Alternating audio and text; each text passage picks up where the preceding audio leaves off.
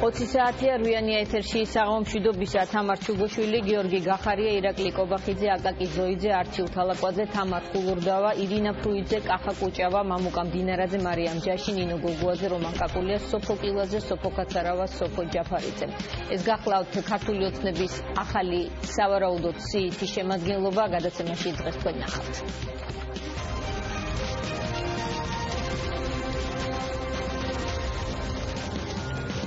დღეს მინდა წარმოგიდგინოთ ის ადამიანები, რომლებიც დადებით მუხტს შემოიტანენ არა მარტო ქართულ ოცნებაში, არამედ ზოგადად ქართულ პოლიტიკაში.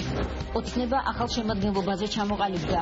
კვირიკაშვილი აცხადებს, რომ შერჩევის მთავარი კრიტერიუმებია რეპუტაცია და პროფესიონალიზმი. ჩემი ძირითადი გამოცდილება არის პოლიტიკის შემუშავების საკითხებში, სწორედ დემოკრატიული რეფორმების და ადამიანის უფლებების დაცვის საკითხებში. პრიორიტეტი იქნება განათლება, პრიორიტეტი იქნება საარჩევნო საკითხებთან დაკავშირებული თემატიკა. გატარებული რეფორმების შედეგად უზრუნველყოფილი იქნება თითოეული ადამიანისთვის ღირსეული არსებობა. რაც და რამდენს გაუყოფენ ახლები ძველებს. პარტიის თავმჯდომარე ამ ყველაფერს ეტაპობრივად გააცნობს საზოგადოება. ძველებიც იქნებიან და ახლაც. ოცნების პრეზენტაცია და ოპონენტთა რეაქციები. საქმე ისაა, რომ ოცნებამ დააგვიანა ცვლილებები. ესეთი ფასადური ცვლილებები, რა თქმა უნდა, მათ შედეგს არ მისცემს. რვიანში დღეს ძველი და ახალი ოცნება.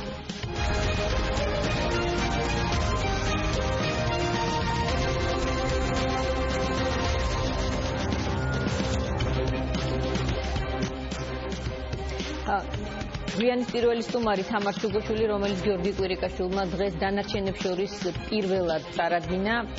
თამარ, საღამომშვიდობისა. დიდი მადლობა გადაცემაში მონაწილეობისთვის. საღამომშვიდობისა. გილოცავთ ახალ ამპლუას პირველ რიგში დაგისურვოს წარმატებას. მე მაინტერესებს მთავარი თემა, რომელიც ამ დრომდე, რაც გავიდა რამდენიმე საათი თქვენი წარდგენიდან, კითხვების სახით, კომენტარების სახით დაგროვდა. ბევრი საზოგადოებისთვის უცნობი ახალგაზრდა, ძველ თაობასთან შედარებით ახალგაზრდა, შესაძლო და სავარაუდო სიით შემადგენლობაში. მე მაინტერესებს, მოასწრებთ თუ არა საზოგადოებისთვის საკუთარი თავის პრეზენტაციას და დარწმუნებას იმაში, რაც თქვა გიორგი კვირიკაშვილმა, რომ თქვენ ხართ პროფესიონალები.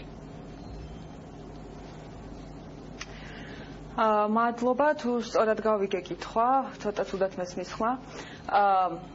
დღეს წარმოადგინა პრემიერ-მინისტრმა ახალი წევრები პოლიტიკური გუნდის, რომელიც პრინციპში ალბათ ახალი ენერგიით უნდა შეუდგეს მომავალი არჩევნების შემდგომ უკვე და ეხლა წინასაარჩევნო და შემდგომ უკვე არჩევნების ჩატარების არჩევნების შედეგების შემდეგ ახალი ენერგიით უნდა შეუდგეს რეფორმების განხორციელებას და იმ ძალიან მნიშვნელოვანი ნაბიჯების გადადგმას, რომელიც ქართული საზოგადოებისთვის არის სასიცოცხლოდ მნიშვნელოვანი. ეს ძალიან ბევრი მიმართულებით არის მუშაობა გასააქტიურებელი, გასაგრძელებელი, ძლიერი ახალი ენერგია, ახალი კომპეტენცია ჭირდება ამ ყველაფერს. ამიტომ ბუნებრივია, რომ პრემიერ-მინისტრს ჰქონდა სურვილი, რომ წარედგინა, გაეძლიერებინა ის გუნდი, რომელიც პოლიტიკურ გაერთიანება ქართულ ოცნებას ყავს, ახალი ადამიანებით.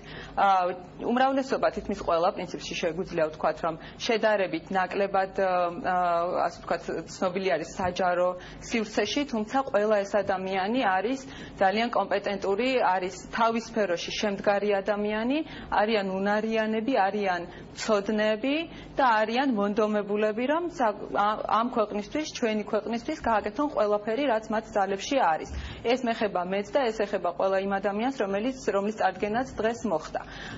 ამიტომ მე შემიძლია გითხრათ, რომ ნამდვილად არ დავზოგავთ ძალებს, ნამდვილად შევეძლებთ, რომ ყველაფერი, რაც ჩვენს ძალებში არის, გავაკეთოთ იმისთვის, რომ ქართული საზოგადოების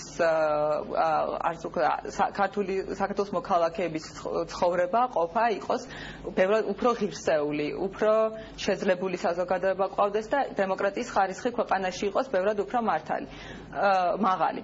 პრემიერ-მინისტრს აქვს ძალიან ამბიციური გეგმები ეკონომიკურ განვითარებასთან დაკავშირებით, განათლების რეფორმასთან დაკავშირებით, მთავრობის ადმინისტრების ეფექტურობასთან დაკავშირებით და ჩვენ ყველა ერთად შევეცდებით, რომ აი ეს გეგმები, ეს ძალიან ამბიციური გეგმები ვაქციოთ რეალობად.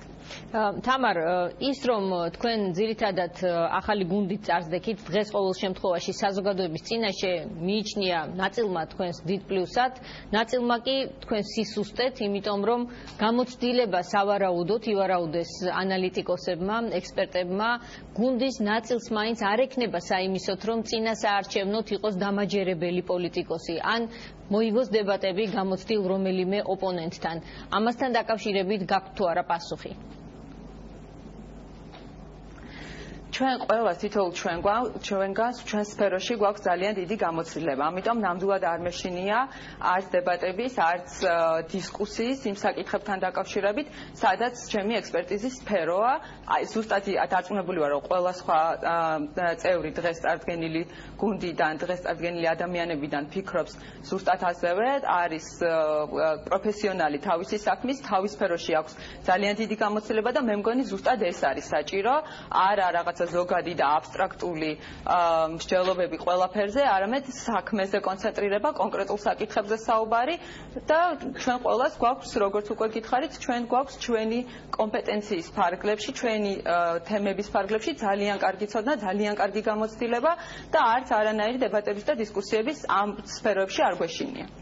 ჩვენ შეგვიძლია ვივარაუდოთ, რომ თქვენი გუნდი, რაც დღეს ნახეთ ჩვენ, არის ოცნების სიითი შემადგენლობის ნაწილი და ძველები ძირითადად მოიაზრებიან მაჟორიტარულ ოლქებში. შეიძლება ასე გავიგოთ დღევანდელესი გამოყოფა თქვენი წარდგინების? არა, ასე არ უნდა გავიგოთ ნამდვილად. ეს არ არის ჯერჯერობით გაცხადებული და ამას მოგვიანებით პრემიერ-მინისტრი წარუდგენს საზოგადოებას, როგორ გადანაწილდება, ვინ არის მაჟორიტარი, ვინ წარსდგება პროპორციული სიით, სიაში როგორ გადანაწილდებიან ადამიანები და ასე შემდეგ. დღეს წარმოუდგინა პრემიერ-მინისტრმა გუნდის ახალი წევრები საზოგადოებას, ამიტომ თქვათ შემდგომ ამას უკვე როგორი გაგრძელება მოყვება და შემდგომ რა ნაბიჯები გადაიქმნება, ამას მოგვიანებით ვნახავთ. თამარ, მე მესმის, რომ ამ ეტაპისთვის თქვენ ვერ იტყვით, შესაძლოა არც არის ზუსტად პარტია ჩამოყალიბებული მასთან დაკავშირებით, როგორი იქნება ბალანსი ძველებსა და ახლებს შორის, რა პოზიციონირებას მოახერხებენ ახლების სიაში, თუმცა მე მაინც მაინტერესებს თქვენი პირადი აზრი ვიკითხო. როგორ ფიქრობთ, როგორი უნდა იყოს ძალთა ბალანსი ძველ შემადგენლობასა და ახალ შემადგენლობას შორის და პრიორიტეტები, ნომრები თუნდაც რიგითობის თვალსაზრისით როგორ უნდა გადანაწილდეს? ამ ყველაფერს პოლიტიკური ხელმძღვანელობა და პოლიტიკური გუნდი, პოლიტიკური საბჭო გადაწყვეტენ შეთანხმებით, ამიტომ ძალიან რთული არის ჩემთვის ამაზე პასუხის გაცემა, როგორც საჭირო იქნება, გადაწყდება, ისე როგორც სწორი იქნება და როგორც საჭირო იქნება. ის ადამიანები, ვინც არიან ამ პარტია ქართული ოცნების წევრები და დღეს არიან თუნდაც პარლამენტის წევრები, მათ აქვს ძალიან დიდი გამოცდილება, პოლიტიკური გამოცდილება და მათი ყოფნა და მათი არსებობა ეს არის ძალიან მნიშვნელოვანი. რაც შეეხება ახალ გუნდს, ჩვენ უკვე ვიხილეთ, უბრალოდ ახალ წევრებს გუნდის ჩვენ უკვე ვიხილეთ.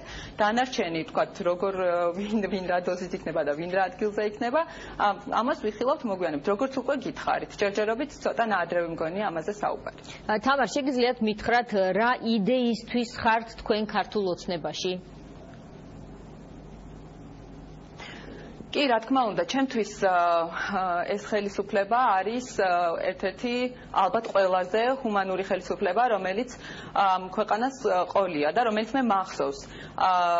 ამ ბოლო 4 წელი იყო მნიშვნელოვანი ადამიანის უფლებების დაცვის გამტკიცების კუთხით, ქვეყანაში დასრულდა ძალიან მძიმე დარღვევები ადამიანის უფლებების, როგორიც არის წამება, არაადამიანური მოპყრობა, საკუთრების უფლების ხელყოფა, პირად ცხოვრებაში ჩარევა და ასე შემდეგ.